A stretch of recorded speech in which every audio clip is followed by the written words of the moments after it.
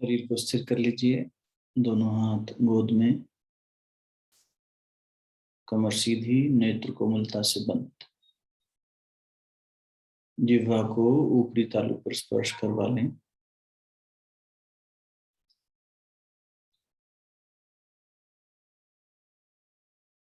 एकाग्रचित्त भाव समाधि।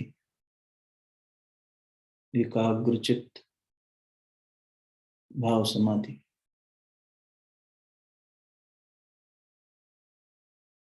मन मंत्र के साथ जुड़ जाए।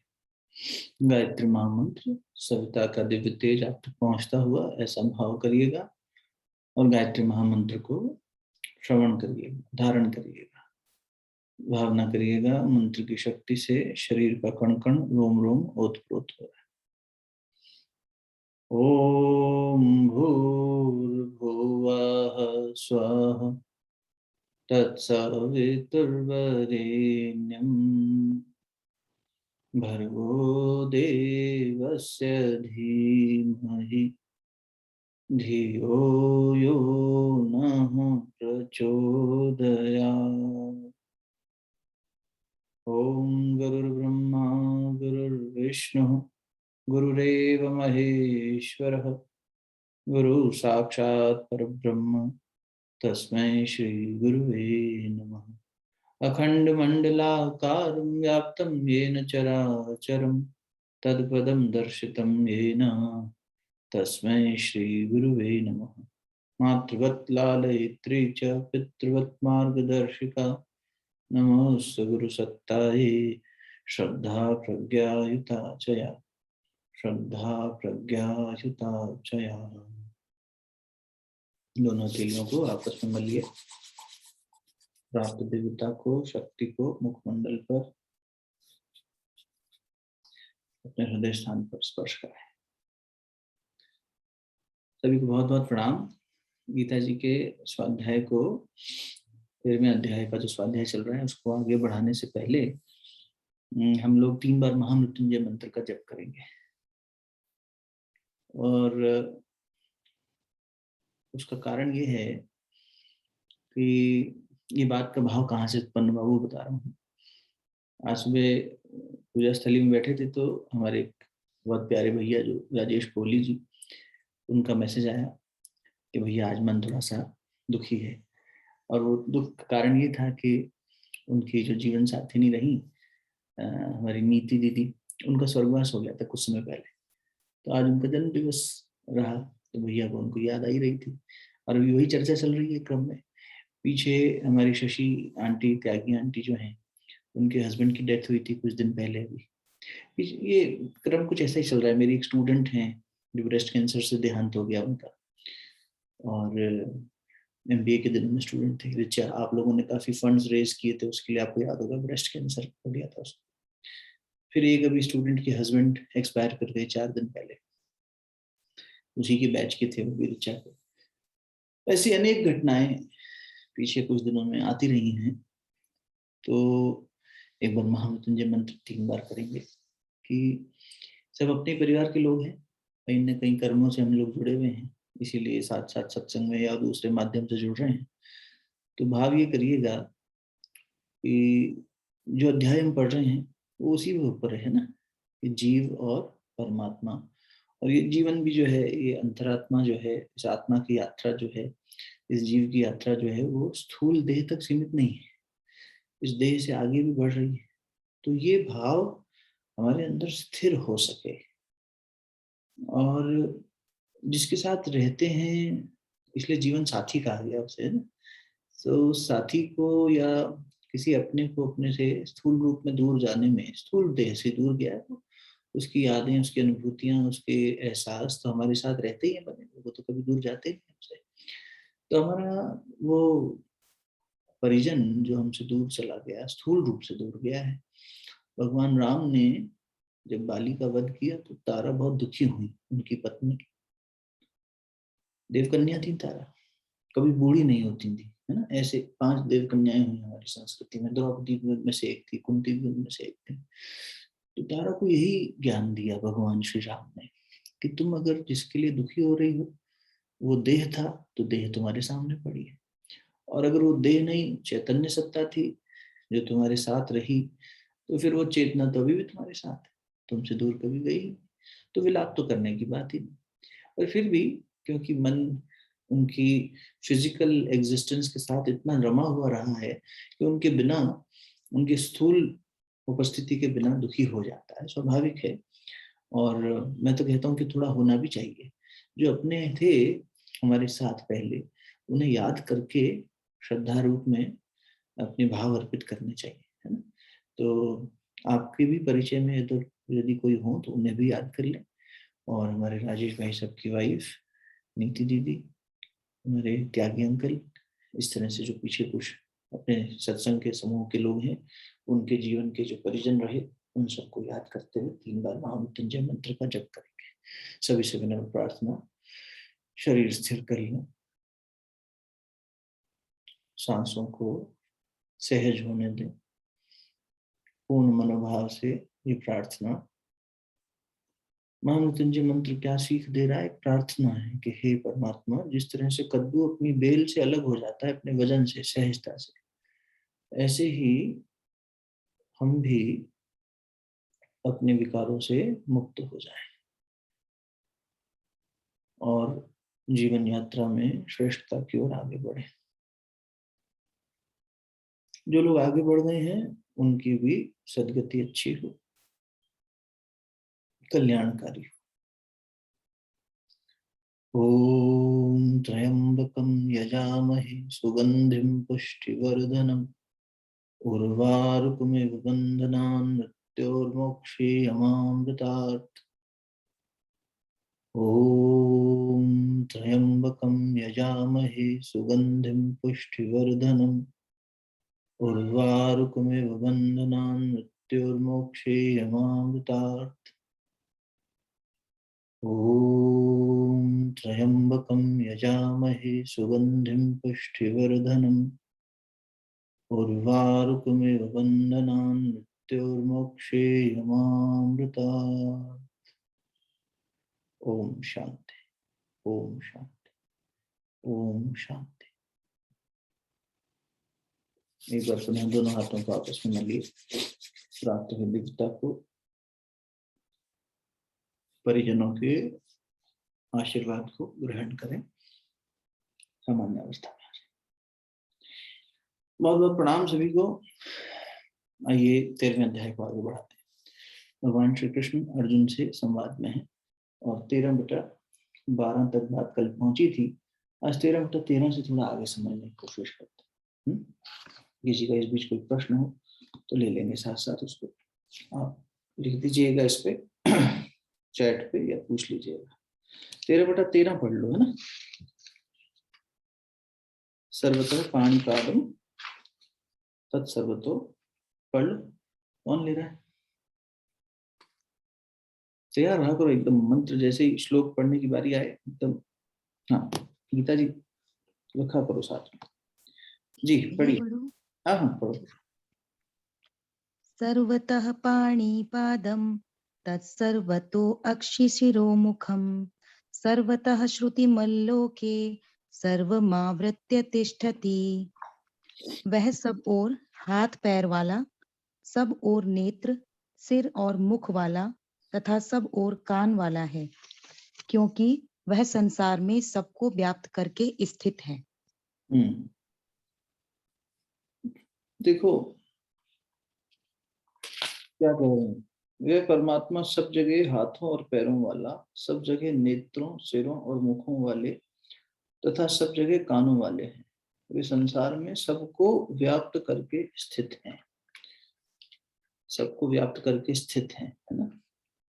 9वां अध्याय जिन लोगों ने साथ में पढ़ा है उन्हें ये बार बार याद होगा कि वहां परमात्मा ने बार बार, भगवान श्री कृष्ण ने क्या कहा, मैं सभी का हेतु हूँ और मैं सब जगह व्याप्त हूँ।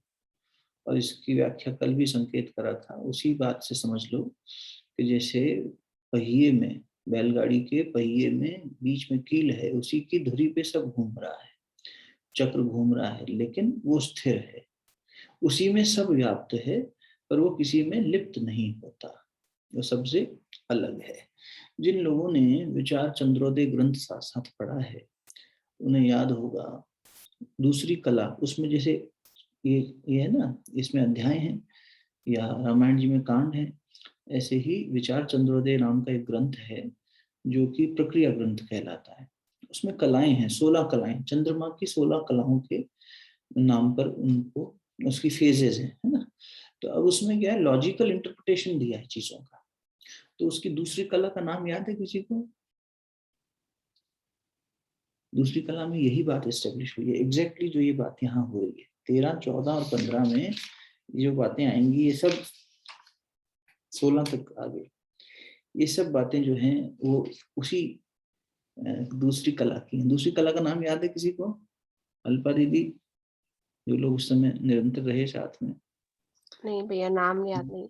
अच्छा, प्रपंच याद आ रहा है कुछ? प्रपंच आरोप अपवाद, प्रपंच आरोप अपवाद। तो वहां क्या आता है कि प्रपंच यानी 5 प्रकार के प्रपंच जो है, प्रपंच कहते हैं ना, ये पूरी पूरी दुनिया प्रपंच है। तो प्रपंच किसे कहते हैं? जो 5 के 5 सेट्स हैं, 5 ज्ञानेन्द्रियां, 5 कर्मेंद्रियां, 5 अग्नि, पंच अग्नि है, पंचाग्नि कहते हैं जिसे, 5 प्राण हैं, है ना। तो इस तरह से जो हमारे ये प्रपंच है, ये प्रपंच किससे बना है? तो बोले प्रकृति का सारा एक्सटेंशन है, ये प्रकृति का एक्सटेंशन है। और ये एक्सटेंशन जो है ये सब आरोपित किसमें है? तो बोले वो आरोपित यानी वो किसमें, किसके आधार पर टिका है? तो वो आधार ब्रह्म चैतन्य है। ये वहां की भाषा है विचार चंद्रोदय ग्रंथ की, प्रपंच आरोप अपवाद। तो उसमें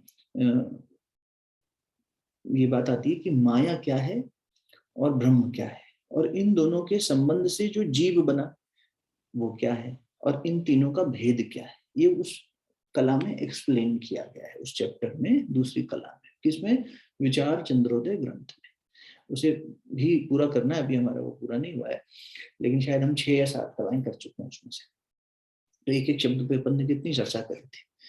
तो अब ये जो देखो, इसके साथ के 2 श्लोक और समझ लो, ये भी पढ़ दो, 13 के बाद 14 भी पढ़ लो, तो दोनों एक साथ समझ में आ जाएंगे क्योंकि दोनों जुड़े हुए हैं आपस में। देख लो 14 भैया। हाँ, 13 में 14। सर्वेन्द्रिय गुणाभासम सर्वेन्द्रिय विवर्जितम असक्तम सर्वभृच्चैव निर्गुणम गुणभोक्तृ च। अर्थ भी पढ़ना है भैया? मैं पढ़ देता हूँ अर्थ, है ना, तो दोनों का साथ में देख। इसका अर्थ क्या है कि सर्वेंद्र विवर्जितम, वे परमात्मा संपूर्ण इंद्रियों से वर्जित यानी रहित है, इंद्रिय रहित है, इंद्रियों में नहीं बंधा हुआ परमात्मा। और सर्वेंद्रिय गुणाभासम, जो इंद्रिय विषयों को प्रकाशित करने वाले हैं ना, जो इंद्रियां हैं वो विषयों से प्रकाशित होती हैं। प्रकाशित होने का मतलब क्या? एक्टिव होना। कोई विषय होगा तो इंद्रिय एक्टिव हो जाएगी, आंखों को कुछ विषय दिखाई दिया, कानों को कोई विषय सुनाई दिया, तो वो उसके विषय से वो, इनकी तन्मात्राएं होती है ना, रस रक्त गंध ये सब, तो उससे वो प्रकाशित हो जाती है। लेकिन परमात्मा इससे असक्त है, असक्तम, आसक्ति रहित होना, और सर्वभृत यानी संपूर्ण संसार का भरण पोषण करने वाले हैं, तथा निर्गुणम, गुणों से भी रहित हैं, सतोगुण तमोगुण रजोगुण इससे भी परे हैं, गुण भोक्तृ, संपूर्ण गुणों के भोक्ता हैं, सभी गुणों के भोक्ता हैं। तो देखो अब दोनों के भाव को एक साथ करो।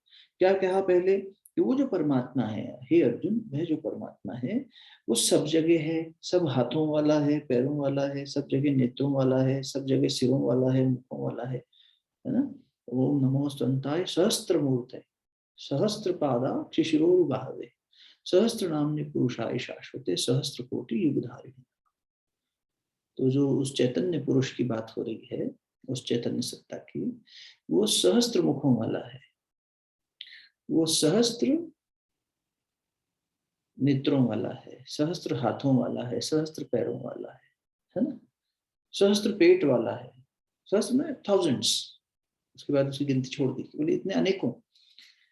तो अब यहाँ वही बात उसी मंत्र को दूसरे रूप में कहा गया है, ओम नमो स्तुवंताय, ये तो नमन कर रहा है, शिष्य नमन कर रहा है, भक्त नमन कर रहा है परमात्मा सत्ता जो कण कण में व्याप्त है। अब वही बात यहाँ पर भगवान उल्लेख करके घोषित कर रहे हैं कि वो परमात्मा कैसा है, सभी जगह मुखों वाला है। ठाकुर रामकृष्ण परमहंस जो है वो एक बार अवधूत गुरु परमात्मा शिष्य भक्त इस तरह का संबंध है। तो भक्तों को भूख लगी थी, उन्होंने भोजन प्रसाद लिया, ठाकुर ने कुछ नहीं खाया।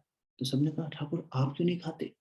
तो ठाकुर बोले बेटा तुम्हें क्या लगता है मैं तुम में बैठकर तुमने जो भोग किया ना वो मुझ तक पहुंच गया? तो बोले ठाकुर समझ में नहीं आई बात, ऐसा कैसे हो सकता है? खाना हमने खाया और आप हमारे गुरु हैं ठीक है, पर आप तक कैसे पहुंच गया?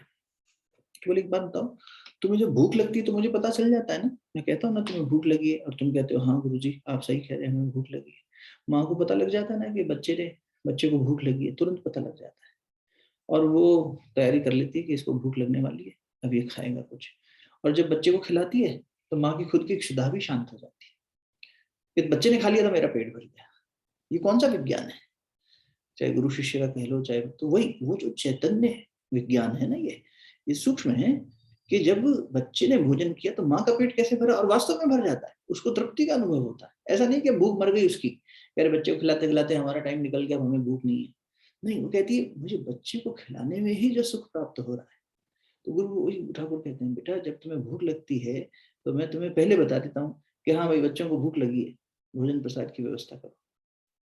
तो जब तुम्हारी भूख का एहसास मुझे होता है, तो जब तुम्हारी क्षुधा शांत होती है तो उसका भी तो एहसास मुझे होगा, उसका भी भोग मैं करता हूँ। ये देखो कितना सूक्ष्म संबंध है।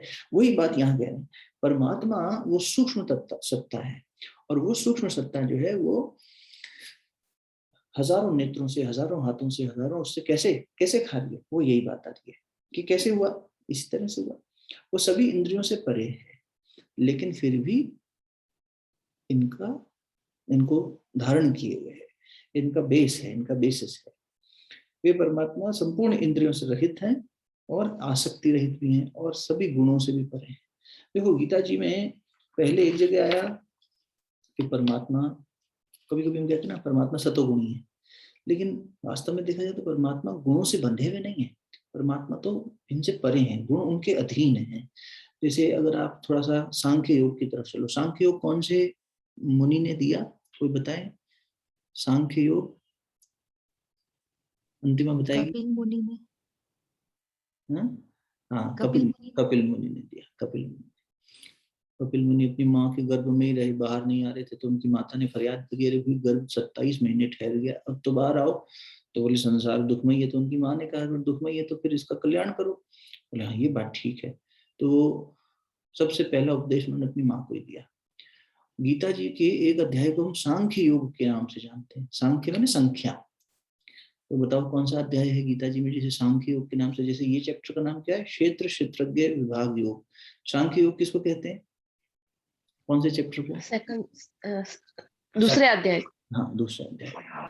जब अर्जुन को विषाद हुआ, डिप्रेशन हुआ, तो पहला चैप्टर का नाम हुआ विषाद योग। तो भगवान ने उसे ज्ञान दिया सबसे पहले। अरे तू कैसी बात कर रहा है, जैसे किसी को, जैसे कोई दुखी हो परेशान हो तो उसको एकदम से काउंसलिंग करने लग जाते हैं, ज्ञान देते हैं, अरे ऐसा मत सोचो, ये तुम इतना नेगेटिव क्यों सोच रहे हो, पर्सपेक्टिव चेंज करो, तुम क्यों ऐसा डिप्रेसिंग थॉट में जा रहे हो। लेकिन वो व्यक्ति सब समझता नहीं क्योंकि वो दुखी है, तो उसकी चेतना के स्तर पे जाना पड़ता है, फिर उसको प्यार से समझाना पड़ता है, धीरे धीरे उसकी बात, हाँ तुम ठीक कह रहे हो लेकिन इसे इस तरह से देखो, तो शैली बदल जाती है।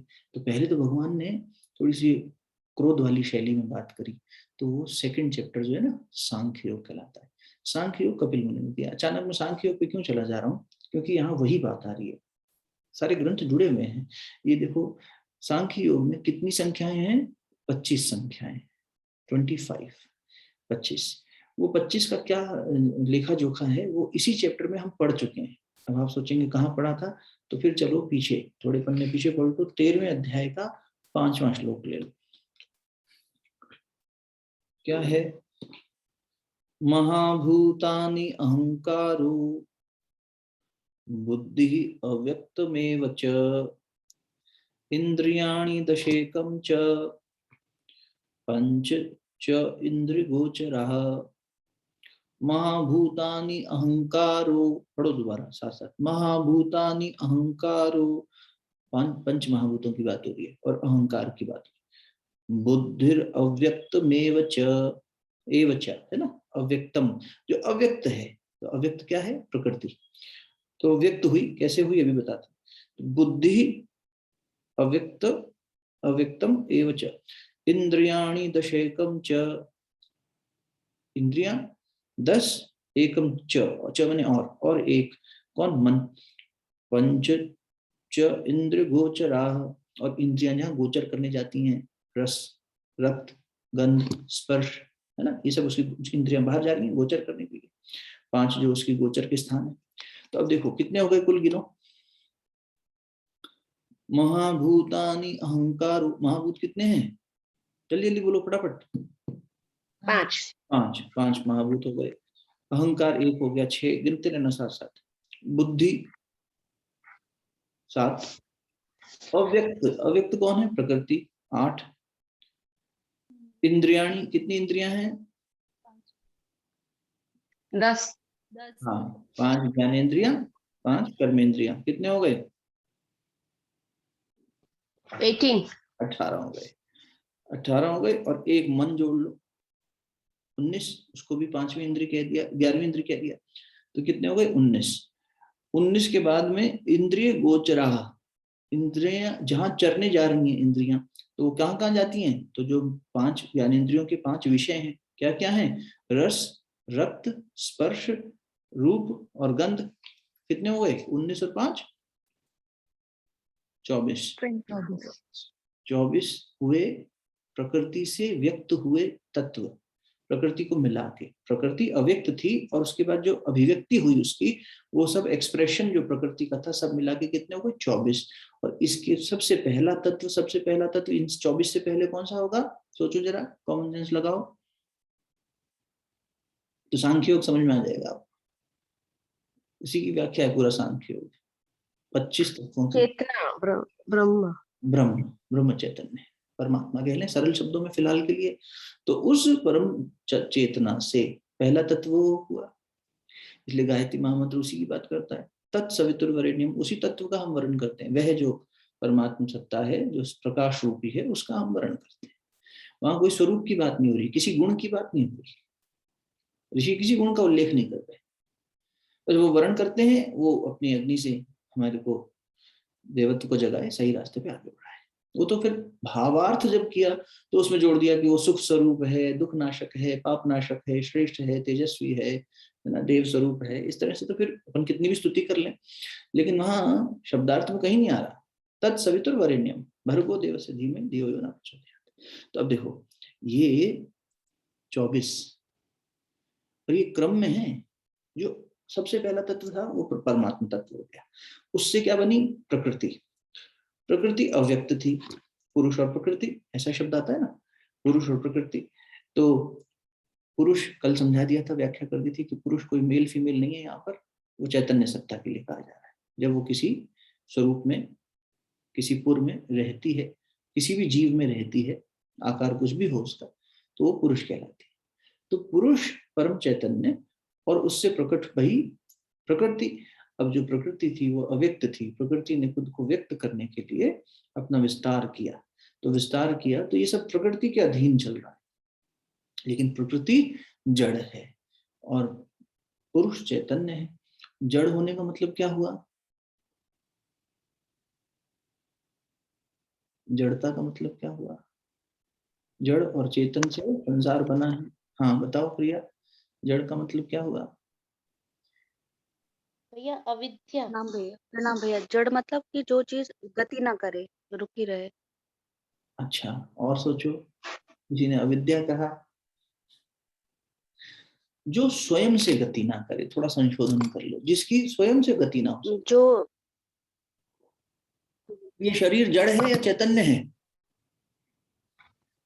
जड़ है भैया। क्यों जड़ है, क्योंकि जैसी चेतना इसमें से निकल जाएगी तब ये पानी का गिलास उठा के नहीं पी पाएगा खुद, तब इसे प्यास का एहसास भी नहीं होगा, तब ये पंच महाभूत विघटित होने लग जाएंगे, डिकम्पोज होने लग जाएंगे, है ना।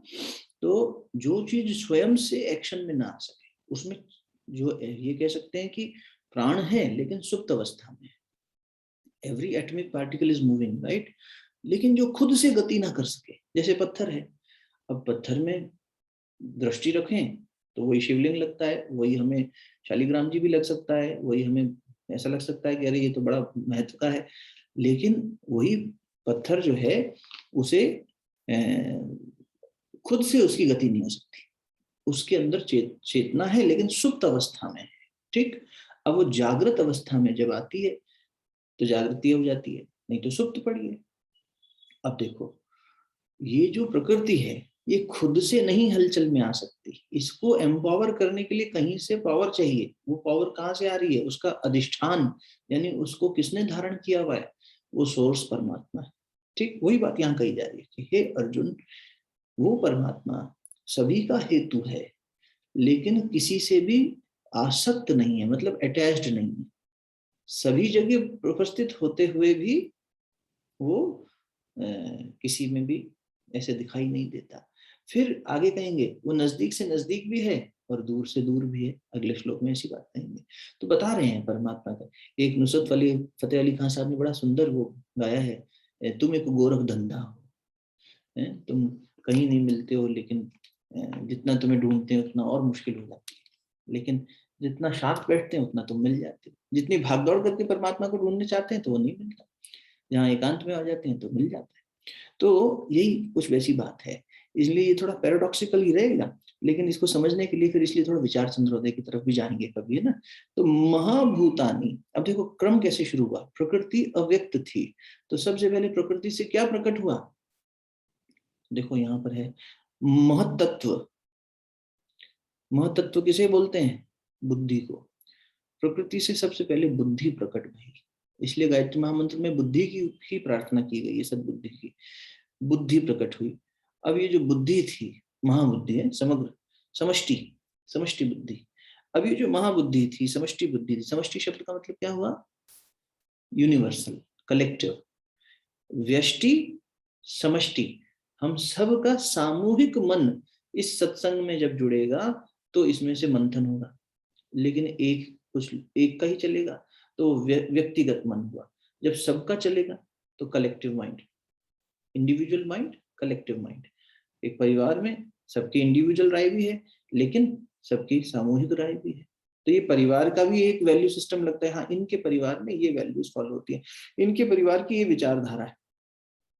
इंटरनली सबकी अलग अलग विचारधारा भी होगी लेकिन सामूहिक भी है। तो collective consciousness and individual consciousness. समष्टि माने कलेक्टिव, सम, सबकी, और व्यष्टि व्यक्ति की, पर इंडिविजुअल की। तो ठीक है, अब ये देखो कि प्रकृति से क्या पैदा हुआ? समष्टि बुद्धि, समष्टि बुद्धि, सामूहिक बुद्धि पैदा हुई। उस समष्टि बुद्धि से क्या पैदा हुआ? अहंकार पैदा हुआ। फिर समष्टि अहंकार है। तो क्या पैदा होने का मतलब क्या हुआ? प्रकृति में जब विकार आया, इसी को विकार कहा वहां पर विचार चंद्रोदय ग्रंथ में, कि जब इसमें विकार आया मतलब डिस्टर्बेंस क्रिएट हुई।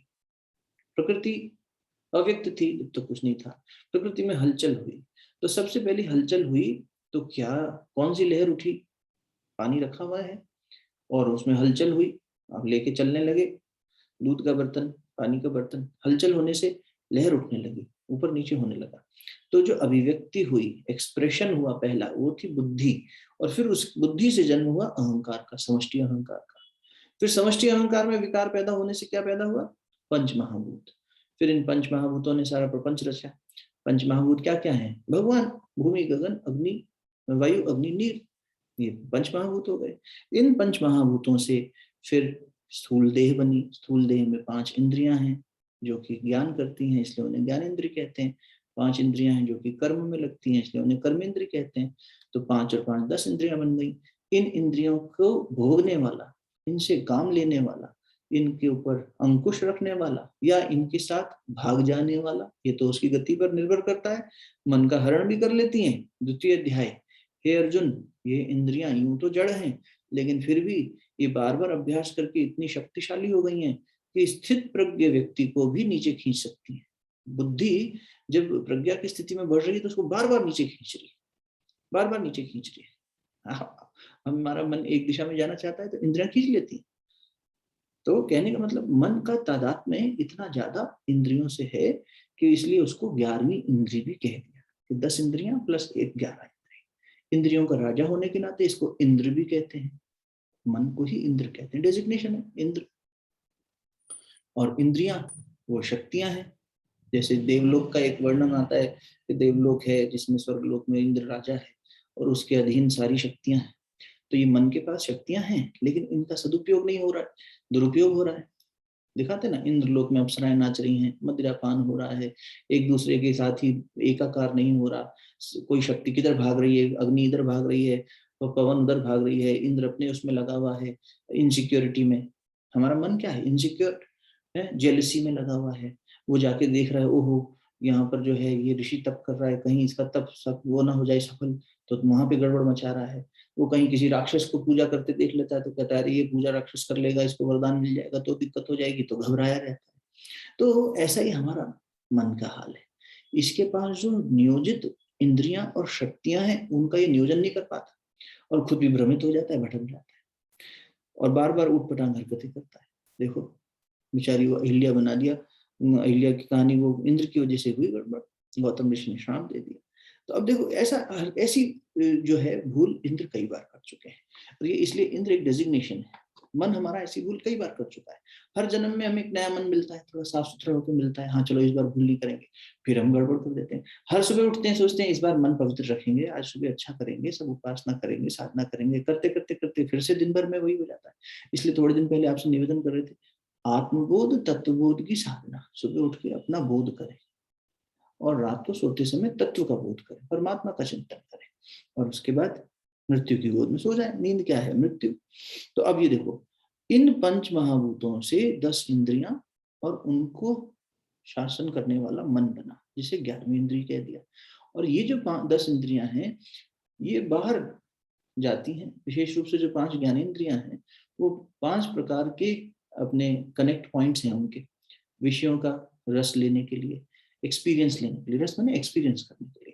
तो बाहर जो फिजिकल वर्ल्ड है, संसार है, उसके साथ इंटरेक्ट करने के लिए ये जो 5 इंटरेक्शन पॉइंट्स हैं। तो रस कौन लेगा, कौन सी इंद्रिय रस लेगी बताओ?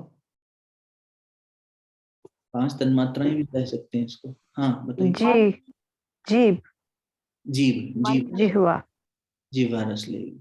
अच्छा, और गंध कौन लेगा? नासिका है ना। और रूप कौन देखेगा? आंखें देखेगी। आंखें और फिर स्पर्श कौन करेगा? त्वचा करेगी, है ना। तो इस तरह से 5 ज्ञानेंद्रियों के 5 गोचर, गोचर में इंद्रियां जहां जा रही हैं जिस दिशा में, और जो रसपान कर रही हैं वो जो भोग कर रही हैं उसको तन्मात्राएं भी कहते हैं योग की भाषा में। और ये कह लो कि इंद्रियों का बाहर के संबंध, बाहर के संबंध। तो ये कुल 24 हुए, और सबसे पहले इनके पहला तत्व जो है वो परमात्मा तत्व। इस तरह से सांख्य योग के 25 तत्व जो हैं वो पूरे होते हैं। तो बताओ, अब एक क्वेश्चन पूछते हैं आपसे, तुरंत आंसर देना। सांख्य योग के हिसाब से, और जो कर्म अभी अपन ने डिस्कस किया, तीसरा तत्व कौन सा है?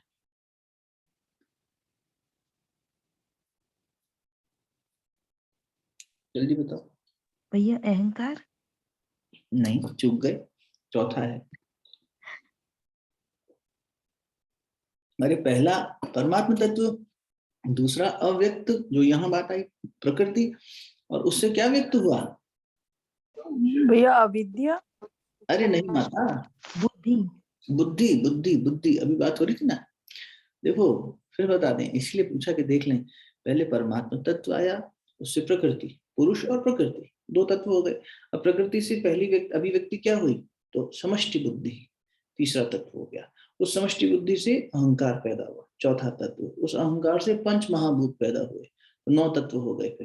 फिर उस 9 तत्वों के, तो इस तरह से जो सांख्य योग के 25 तत्व हैं वो पूरा 9 करते करते फिर आगे बढ़ोगे, तो 5 महाभूतों से फिर 5 ज्ञानेंद्रियां, 5 कर्मेंद्रियां, फिर एक मन, फिर उन इंद्रियों के 5 ये रस, रक्त, गंध, स्पर्श, ये सब जो है तन्मात्राएं।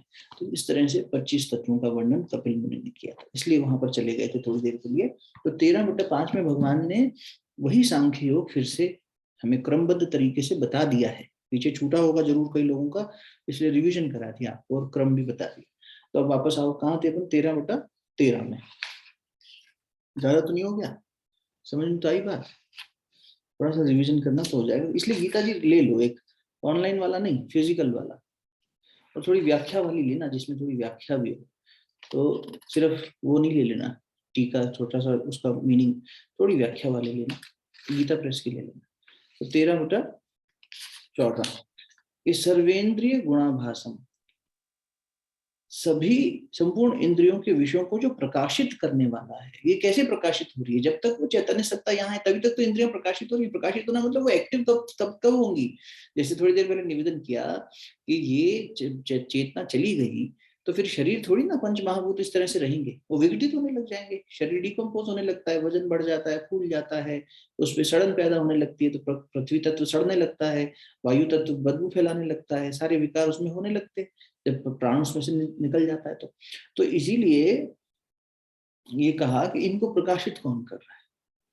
अब देखो थोड़ी देर पहले जो बात हो रही थी फिर समझ लो, इन सब में प्रकृति जड़ है और प्रकृति के सारे एक्सटेंशन जो हुए, सब जो उसके विकार हुए, वो सब भी जड़ है, सिर्फ चेतना परमात्मा की है। तो अब वो जो जड़ है जो खुद से हलचल नहीं ले सकता, उसको प्रकाशित वो चेतना कर रही है। तो उस चेतना का आधार लेकर प्रकृति हलचल में आई और उससे फिर वो सब बन गया। अगर आप फिर से विचार चंद्रोदय की तरफ चलें तो इस बात की व्याख्या कुछ इस तरह की गई थी द्वितीय कला में कि प्रपंच आरोप अपवाद। आरोप मतलब आरोपित होना और अपवाद माने एक तरह से एग्जेम्पशन हो जाना। तो देखो आरोप से बरी हो गई, अपवाद हो गया। आरोप क्या लगा कि जितनी भी ये सब चीजें हैं ये परमात्मा पर आरोपित है, लेकिन परमात्मा इससे परे है, इनमें लिप्त नहीं होता। कैसे साहब, ये क्या बात हुई? देखो प्रमाण ले लो, बुद्धि से सोचो, विचार चंद्रोदय का सहारा लेते हैं, पुराने जो लोग हैं उनको याद आ जाएगा। उसमें किस तरह से समझाया? दृष्टांत, दृष्टांत कहते ना, दृष्टांत माने भी थोड़ा सा मेटाफोरिकली, कि जैसे आप खुद को आईने में देखते हैं तो क्या आप खुद को देखते हैं? क्या शीशे में आप जिसे देख रहे हैं वो कौन है? बताइए। प्रतिबिंब। प्रतिबिंब है। किसका है? आपका है, लेकिन वो आप नहीं हो। क्या शीशे में आप घुस गए? नहीं, ऐसा नहीं है ना। वो आती हैं कभी कभी तो देखती हैं कि इधर से कोई दिख रहा है, पीछे से देखती हैं कि कहाँ है। टीवी के अंदर बच्चा देखता है कहाँ है, पीछे सब दिखाई दे रहा है इसकी स्क्रीन पे, तो आभासित हो रहा है वो। तो हमारा ही आरोपण दर्पण में हो गया। बात समझना, धीरे धीरे पचाना। ये थोड़ी देर के लिए खुद को ऐसा मान लो कि ये मूल सत्ता, और जो शीशे में दिख रही है, आईने में दिख रही है, वो इसका प्रतिबिंब है, इसकी छाया है, वही माया हो गई। परमात्मा का प्रतिबिंब है माया, प्रकृति, और उसने सब विस्तार कर लिया। अब जैसे ही, अब अगर आईने में आप हैं तो जब आप आईने के आगे से हट जाएं तो आपका अस्तित्व वहां रहना चाहिए था, पर ऐसा नहीं होता। इसका मतलब जब आप आईने के सामने आए तभी माया प्रकट हुई, तभी आपकी छाया प्रकट हुई। Making sense? सिंपल हो रहा है? मुश्किल तो नहीं हो रहा? जब आप आईने के साथ, जब तक आईने के सामने कोई नहीं है तो कुछ भी नहीं है वहां। तो परमात्मा सत्ता ने माया पर और माया ने परमात्मा पर आरोपण किया, एक दूसरे का पूरक बने, और वहां से सृष्टि शुरू हो गई। तो बस जैसे ही आप आईने के सामने गए, अब हम क्या भूल करते हैं? हम खुद को आईने में मान लेते हैं, ये भ्रम हो गया। जैसा भ्रम रस्सी में सांप का आभास करने का भ्रम हो गया, जैसे दूर रेगिस्तान में पानी का भ्रम हो जाता है ना, मिराज कहते हैं जैसे। तो वहां पहुंचते तो लगता है कि नहीं ये तो भ्रम था, यहाँ पानी नहीं था, ये तो हमारा इल्यूजन था, ये आईने में मैं नहीं हूँ, लेकिन मैं इसे साक्षात मैं मान लेता हूँ, ये मेरा भ्रम हो गया, ये अविद्या है ना। तो वहां ग्रंथकार इस तरह के दृष्टांत देते हैं, पंडित पीताम्बर शास्त्री जी जिन्होंने उस ग्रंथ की रचना करी विचार चंद्रोदय, तो इस तरह के उस दृष्टांत से सिखाते हैं, समझाते हैं कि बुद्धि से लॉजिकली सोचकर देखो तो भी तुम्हें समझ में आएगा कि जैसे ये वर्कआउट हो रहा है कि आईने में मैं नहीं हूं, मेरा प्रतिबिंब है, वैसे ही सब कुछ जड़ है, लेकिन सब कुछ सक्रिय दिख रहा है। आईने में जो दिखाई दे रहा है वो एकदम सही दिखाई दे रहा है, ऐसा लग रहा है कि उसकी हलचल हो रही है सब कुछ, वो स्वयं में चैतन्य है, जबकि वो नहीं है, वो जड़ है। जब आप हिलोगे आईने के आगे तभी हिलेगा सब कुछ, ऐसा ही होता है ना।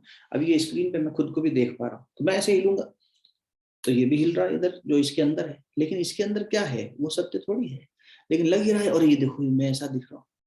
तो मनुष्य ये भ्रम में आ जाता है बार बार।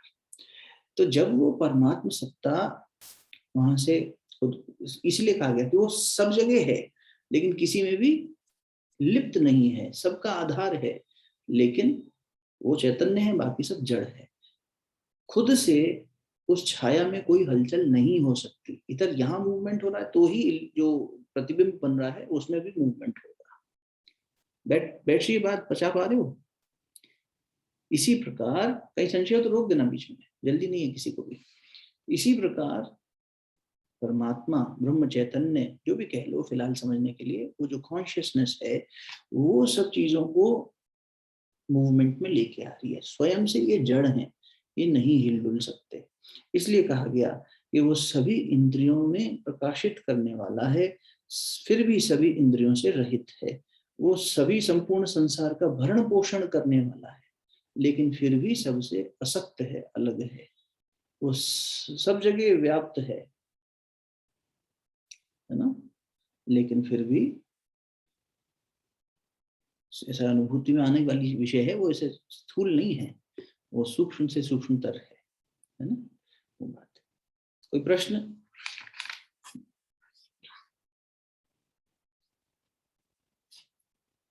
देखो बालकांड में लिखा है मानस में 1/118। हाँ प्रिया, एक मिनट आता हूँ।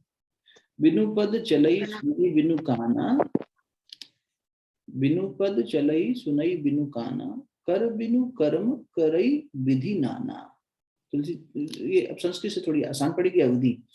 आनन रहित सकल रस भोगी, बिनु बानी बपता बड़ जोगी। बिनु पद चलई, बिना पैर के चलता है। सुनई बिनु काना, बिना कान के सुनता है। कर बिनु कर्म, कर्म ने हाथ, बिना हाथ के कर्म करता है। करई विधि नाना, अनेक प्रकार के कर्म करता है वो परमात्मा। आनंद रहित, अब इसको, ये जो देखो इस सारी यही हमारी जो कर्मेंद्रियां हैं, ज्ञानेंद्रियां हैं, इन्हीं की बात करें। आनंद रहित सकल रस भोगी, अभी सारे रसों का भोग कर रहा है, इसकी जिह्वा नहीं है कहीं भी, फिर भी सभी रसों का भोग, 6 प्रकार के रस कहे गए, षड्रस, उन सब का भोग कर रहा है। बिनु वाणी बक्ता बड़ भोगी, ये वाणी नहीं है फिर भी बोलता है, बहुत अच्छा योग्य वक्ता है। वक्ता, वक्ता मैंने यहाँ पे वक्ता, वक्ता बड़ जोगी, बहुत ही बड़ा जो योग वक्ता है। तन बिनु परस नयन बिनु देखा, इसकी त्वचा नहीं है फिर भी ये स्पर्श करता है। कहा जाता है कि भक्त जहाँ तिलक लगा दे भगवान का वही मस्तक है, भक्त जहाँ आलिंगन कर ले परमात्मा की वही त्वचा है, भक्त जहाँ बोल लगा दे परमात्मा वही रस ले लेता है। कण कण में है ना, जरूर थोड़ी आपको फोटो होगी उसी क्या करोगे। बिटिया को सिखाते हैं तो वो क्या करती है, दूर से ले जाके ऐसे दिखा देती है और दिखा के ले चलती है कि अब मैं कहूंगी। तो अब वो जहां जहां आगे कर दिया उसी कण में परमात्मा है, वही वही उसका मुख है। वो बात कह रहे हैं तुलसी जी कि वो बिना शरीर के भी स्पर्श कर लेता है, बिना आंखों के भी देख लेता है। ग्रही घ्राण खाता है, बिनु बास अशेषा। असी सब भांति अलौकिक करनी, इस तरह से उसकी, इस प्रकार से, इस भांति उसकी अलौकिक करनी है। महिमा जासु जाई नहीं वर्णी, उसकी महिमा क्या वर्णी। कोई पढ़ना हो तो बालकांड 118, 118 दोहा है, उससे पहले की 2 चौपाई, ठीक है ना। तो यही बात जो है ना, इसको शंकराचार्य जी गा गए, शिवोहम शिवोहम, तो थोड़ा सा उसका संकीर्तन कर लेते हैं। हाँ प्रिया का कुछ प्रश्न था या बात थी, वो कर लेते हैं पहले, फिर हिंदी वाला शिवोहम गा के शांति पाठ करेंगे। हाँ प्रिया, कुछ कह रहे थे आप? नहीं, गलती से हो गया था अनुभव। चलो छोटा सा हल्का सा 2-3 मिनट का संकीर्तन करते हैं, साथ में शांति पाठ करते हैं। शरीर को ध्यान अवस्था में ले आइए और ध्यान अवस्था में लेके आगे बढ़े। उससे पहले विशेष बात, कल पूर्णिमा का ध्यान रहेगा। कल गीता जी का स्वाध्याय नहीं करेंगे, कल पूर्णिमा है। कोशिश करेंगे गंगा जी के तट से कंडक्ट करें उसको, चंद्रमा देखते हुए। पूर्णिमा का ध्यान करेंगे। तो जैसे अभी आपने नहीं आवाज स्पष्ट नहीं आ रही, तेरी आवाज बहुत कट रही है, तो तू चैट पे लिख दे या फिर प्रश्न भेज देना, उसको अगले स्वाध्याय में ले लेंगे, है ना। और मैं ये निवेदन कर रहा था, कल हम करेंगे पूर्णिमा का ध्यान, और ये एक प्रस्ताव आया था कि निरंतरता बनी रहे, तो उसके लिए भी मंडे से शुरुआत करेंगे, क्रम बनाया है आज, उसकी घोषणा आप तक पहुंच जाएगी। फिर उसको मंडे सुबह से शुरू करेंगे, आधे घंटे का 30-40 मिनट का सुबह का क्रम रखेंगे, कुछ योग साधनाओं का, मंत्र साधनाओं का, जिससे कि एक रेगुलरिटी जो राजेश भाई साहब कह रहे थे पीछे की बन जाए हम सबकी, तो उसको बनाने का क्रम सोमवार से शुरू करें। ठीक है, चलिए थोड़ा सा ध्यान अवस्था में आ जाए, दोनों हाथ गोद में रख लें, शरीर स्थिर कर लें। आदि गुरु शंकराचार्य जी, जिन्होंने निर्वाण षटकम यानी 6 पदों में मनुष्य के निर्वाण का रास्ता बता दिया, और यही बातें बताई कि वो परमात्मा यानी कि अंतरात्मा मैं कौन हूँ, तो उसका उत्तर दिया उन्होंने कि मैं ये मन नहीं हूँ, बुद्धि नहीं हूँ, चित्त नहीं हूँ, अहंकार नहीं हूँ, यानी अंतःकरण नहीं हूँ, पंच महाभूत नहीं हूँ, मैं पंचकोश नहीं हूँ, मैं ये भीतर के विकार भी नहीं हूँ, मैं तो शिवोहम शिवोहम चिदानंद रूप शिवोहम शिवोहम, मैं शुद्ध बुद्ध मुक्त आत्मा हूँ, जो कण कण में व्याप्त है, विभुत्वाच सर्वत्र सर्वेन्द्रियाण, अंतिम पद में कहते हैं जो सभी जगह व्याप्त है, सभी इंद्रियों के पीछे कार्यरत है। न मैं जन्मा हूं, न मैं मरूंगा, न मैं धर्म हूं, न अर्थ हूं, न काम हूं, न मोक्ष हूं, न मैं पाप हूं, न पुण्य हूं, न गुरु हूं, न शिष्य हूं, न माता हूं, न पिता हूं, इन सब से पर मैं कुछ भी नहीं हूं। ये सारी उपाधियां हैं। ये पूरा अध्याय उन्हीं उपाधियों की बात का खंडन करने के लिए कह रहा है कि उपाधियों का खंडन करके स्वयं को इन उपाधियों से परे लेकर जाओ। क्षेत्र क्षेत्रज्ञ विभाग योग। क्षेत्रज्ञ कौन है? वो दृष्टा, वो देखने वाला, अनुभव करने वाला, जो दूर बैठकर बस देख रहा है साक्षी भाव में, मैं वो हूँ जो कहीं लिप्त नहीं हो रहा। लिप्त तो मन हो रहा है, इंद्रियां हैं जो वासनाओं के पीछे भाग रही है, पर मैं ये नहीं हूँ। मैं इन सब से परे, इनको प्रकाशित करने वाली वो चैतन्य सत्ता का अंश हूँ। शिवोहम शिवोहम शिवोहम शिवोहम चिदानन्दरूपः शिवोहम शिवोहम, जो व्यापक है कण कण में, आवास जिसका नहीं तीनों कालों में है नाश जिसका, वही आत्मा सच्चिदानंद में हूँ। शिवोहम शिवोहम शिवोहम शिवोहम चिदानंद रूपः शिवोहम शिवोहम, जिसे शस्त्र काटे न मृत्यु मिटाए, जलाए न अग्नि न पानी गलाए, वही आत्मा सच्चिदानंद में हूँ।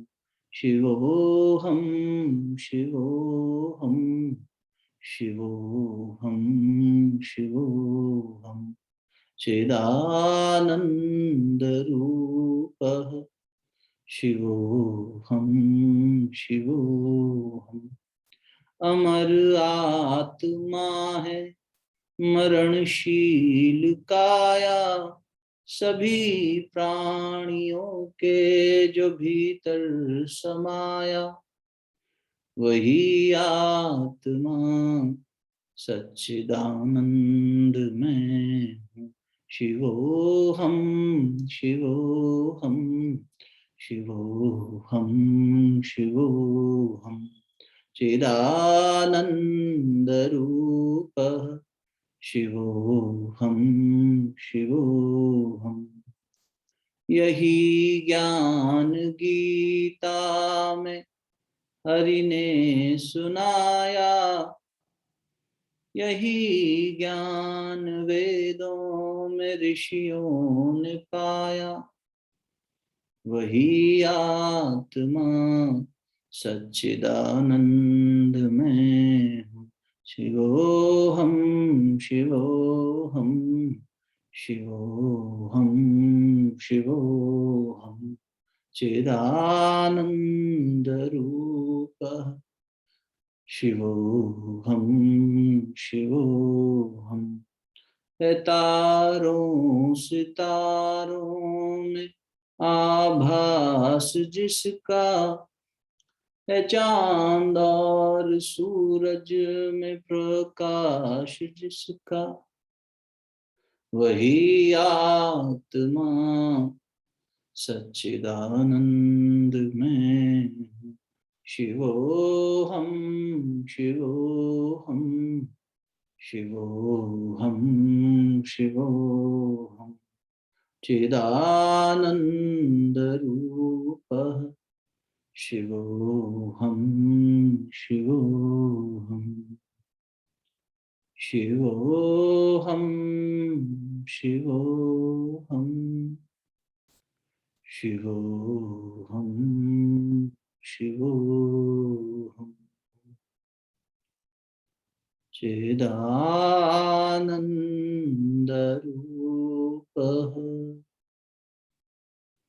शिवोऽहं शिवोऽहम्। ॐ द्यौ शान्ति अन्तरिक्षं शान्तिः, पृथ्वी शान्तिरापः शान्तिरौषधयः शान्तिः, वनस्पतयः शान्तिर्विश्वे देवाः शान्तिर्ब्रह्म शान्तिः। सर्वगं शान्तिः शान्तिरेव शान्तिः, सा मा शान्तिरेधि। ॐ शान्तिः शान्तिः शान्तिः। सर्वारिष्ट सुशान्तिर्भवतु। कण कण में व्याप्त सभी के आधारभूत सत्ता को नमन करेंगे। ओम नमोऽस्त्वनन्ताय सहस्रमूर्तये सहस्रपादाक्षिशिरोरुभवे सहस्रनाम्ने पुरुषाय शाश्वते सहस्रकोटियुगधारिणे नमः। सहस्रकोटियुगधारिणे नमः। दोनों हथेलियों को अच्छे से आपस में मिलिए। प्राप्त हुई दिव्यता को, शक्ति को मुखमंडल पर अच्छे से स्पर्श कराएं, हृदय स्थान पर स्पर्श कराएं। सभी को अनंत साधुवाद। कल मिलेंगे, ध्यान करेंगे कल पूर्णिमा का। ठीक, राम राम।